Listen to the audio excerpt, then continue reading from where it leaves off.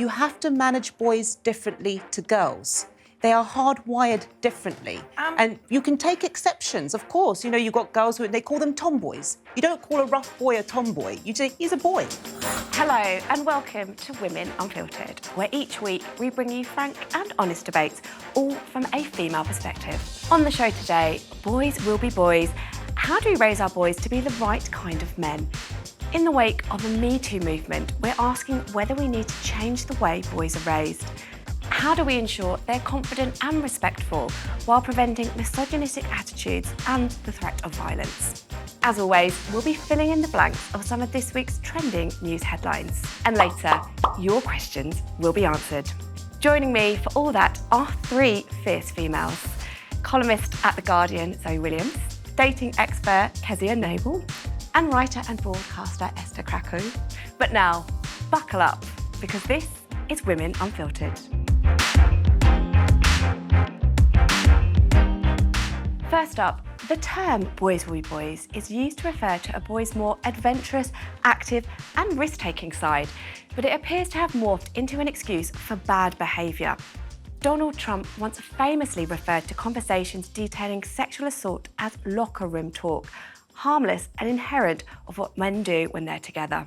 Now, an increasing awareness of the price of toxic masculinity has led many parents to wonder how best to prepare the young men of the future.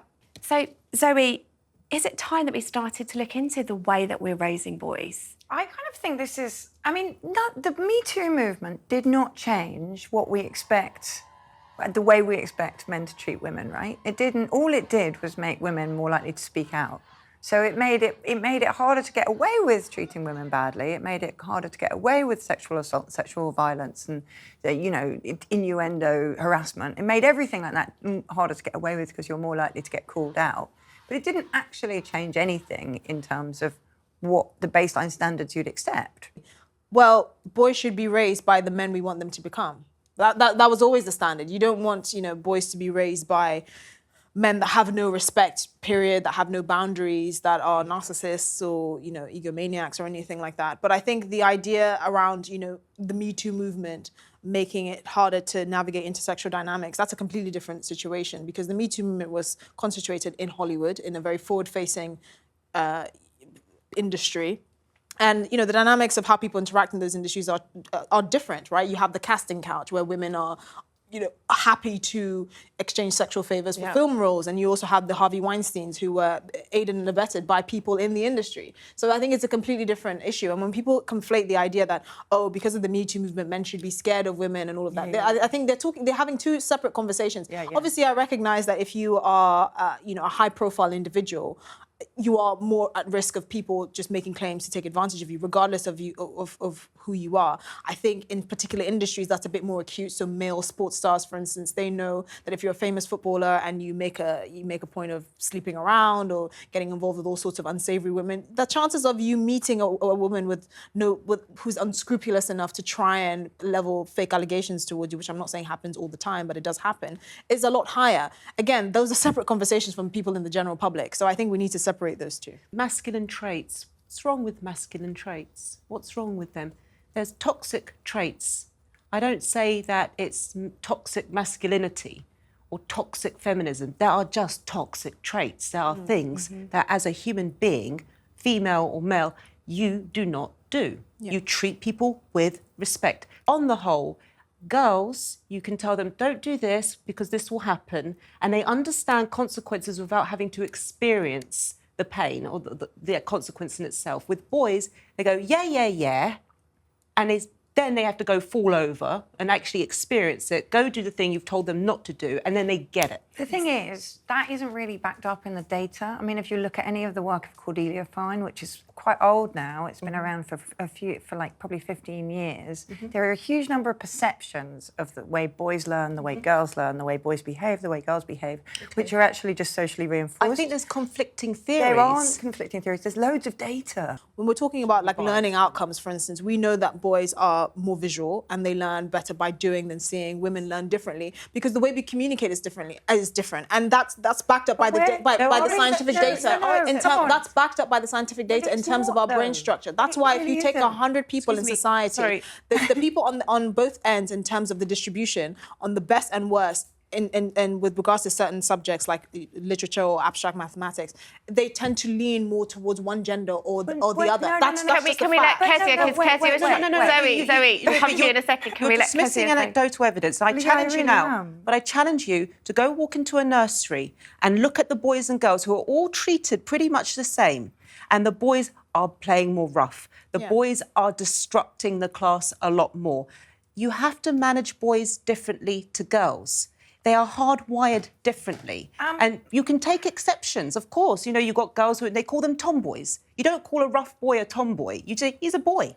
Yeah. Because it's the exception. And so I challenge you, go into a nursery, sit there, look for yourself. The real fear now is the rise of characters like Andrew Tate and young boys looking to that for inspiration. There's got to be something in this and the surge of popularity. Well, I mean, I genuinely think when I look at the kind of manosphere and all the work that's been done in this area is really interesting because you do find a kind of real vulnerability to it between like 10 and 13.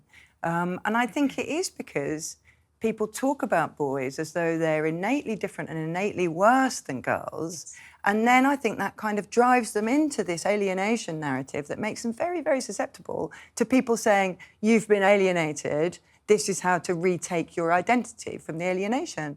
And my personal solution to that is to say and parent according to what I believe anyway, which is based on the reading I've done, which is that actually the genders are not that different.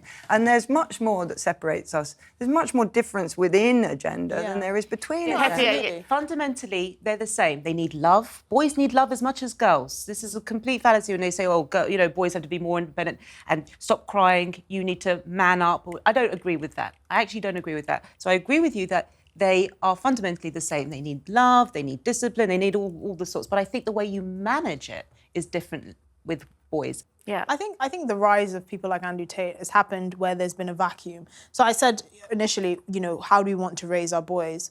Well, the way we want to raise our boys is for them to be raised by the kind of men we want them to be. I would say in the case of Andrew Tate, for instance, I would say he's like a 14-year-old boy's, comic book character come to life. He's almost like a superhero, like or super villain the other side. Yeah, but he is a character that's unattainable, right? With the fast cars and the women and all of that. And in a society where the overwhelming majority of men felt like they had healthy role models to lean on, he would just become a figure of fascination, right? When I saw this Andrew Tate thing with my brother, because my brother and I have a very close relationship with our parents, but he in particular with our father, and disclaimer, we're Ghanaian, we grew up in Ghana, and then we moved here when we were teenagers. We were just like, obviously we can see through this, but there are people that can't, that are genuinely like that. And I think that's where the discussion begins. I'm not really interested in Andrew Tate in the sense of his personal life, because I don't know him, I've never met him. I work in media, so I understand that your online persona and how you are in person can be very different, so I'm not interested in that at all. I think we should be talking about him in the sense of why. Yes. Like, why is he a thing? Not in terms of his personal life, but what is it about him? What is the void? What are people trying to fill? And that's where the conversation really should be going. I mean, I don't want to... We could talk about Andrew Tate for ages, but I think... I don't want to be boring and keep going on about facts, but there are facts which are wrong in that. Single parenting is relatively stable. It is normally single mothers, but actually the role of the father in a separated family is so much more pronounced now than it was in the 80s and 90s, that all the evidence is that people have much more relationship with their dad after a separation now. My sense in the metoo movement was that, as I said, it doesn't really change the standards we accept, it changes one's behaviour within it. But what I would say to all of you is that the rape has been effectively decriminalised in this country. The rate of conviction is 1%. Yeah. So the idea that our main problem as a society is false accusations rather than unprosecuted cases is really, really, really... If my son, he made a pass at a girl, and she didn't find him her type, she could go then and say to the teacher, he made a pass at me, Also, that's I think abuse. you are minimising... That's what I'm worried about. So it's... Well, yeah, of course. I mean, Obviously, of course nobody would enjoy that. if my boy has done something wrong, I want him to, have to face...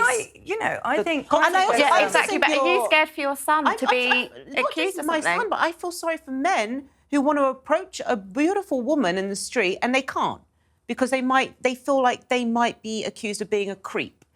Or also, something. I think you're minimising the impact of just of an allegation against the man. This is the thing. You're talking about, rise in allegation, maybe women are more comfortable. Actually, all it takes is an allegation for it to be on the Daily Mail, which I've seen, or the Daily Express, or whatever. Well, the thing is, hold on. Let me. Can we just let Esther finish and then Zoe will come to you? But those just allegations are enough to have a significant impact on men's lives, and we've seen this with many actors.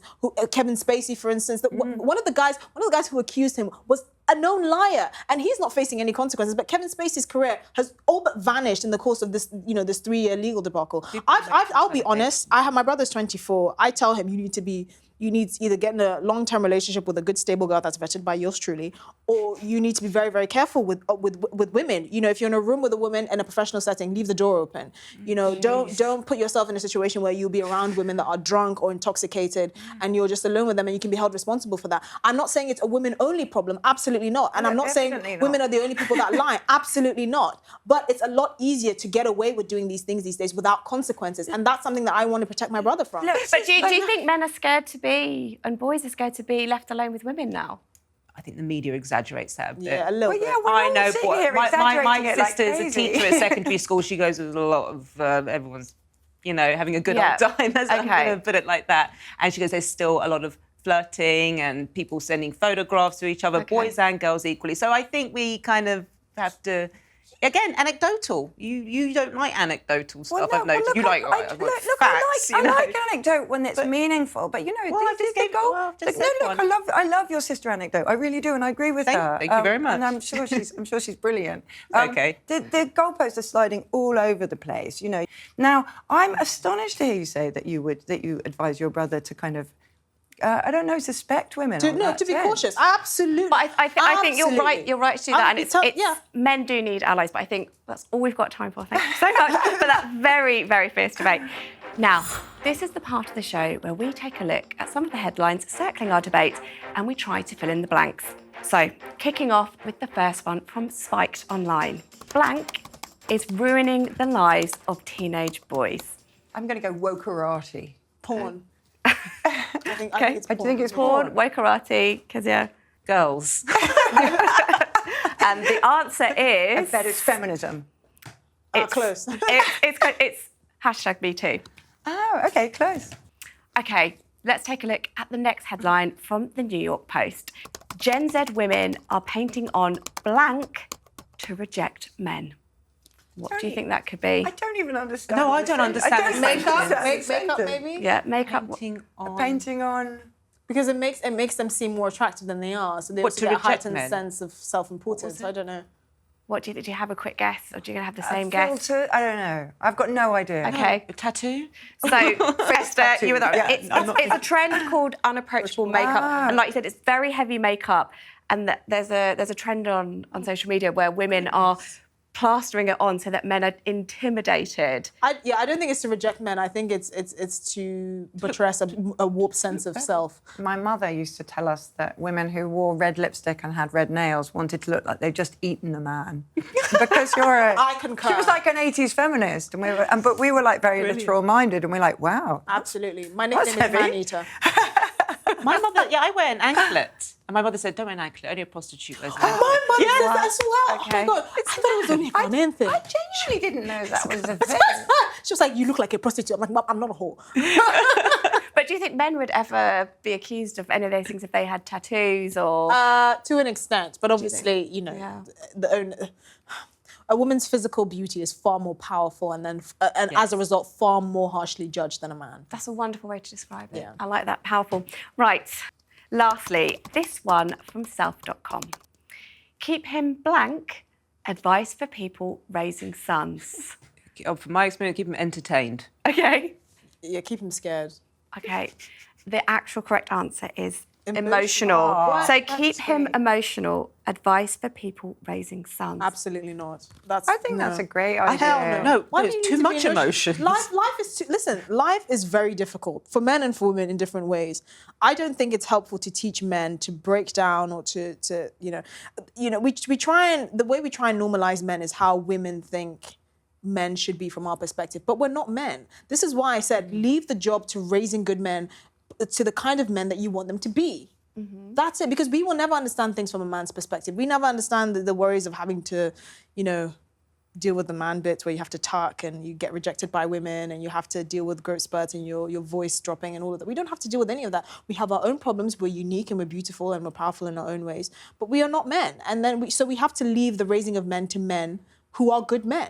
All right, you've been sending us your questions ahead of this week's show, and we're going to do our best to answer one of them now. Simon asks, many boys today define masculinity negatively. If you were to tell a boy to be a man today, what would that mean?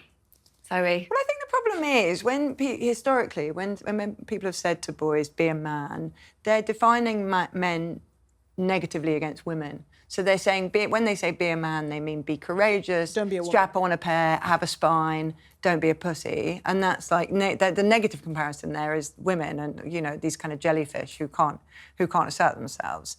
And that, I think, is why that fell out of fashion.